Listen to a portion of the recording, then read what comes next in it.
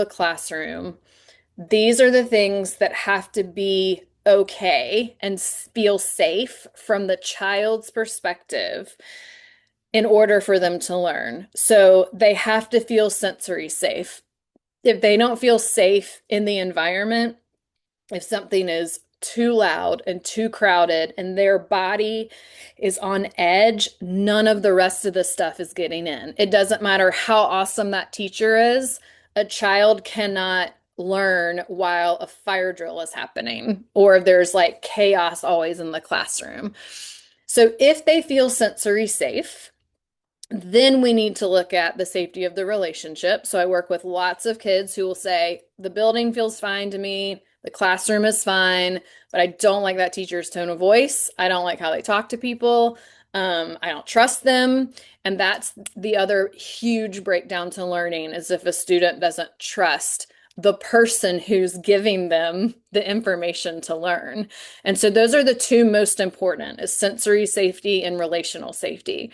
If those two are working out for the student, they feel safe in the space, they trust their teacher, then we need to think about the pace. So, is this pace of learning like remember being in like a college class that was going too fast for you, like you couldn't keep up with the notes or being in a class that was way too slow.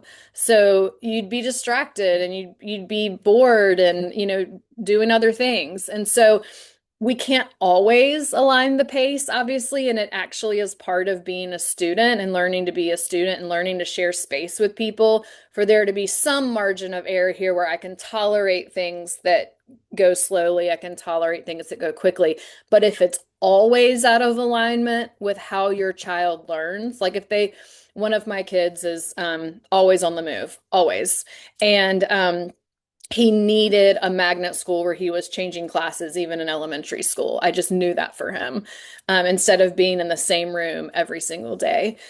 And so, if the pace is generally aligned, then we want to start thinking about, okay, are interests incorporated for my kid? Are there topics that interest them? Is there flexibility within the curriculum? And this could just be like, is the staff open to chatting with my child about their interests? This could be a social interest type of answer.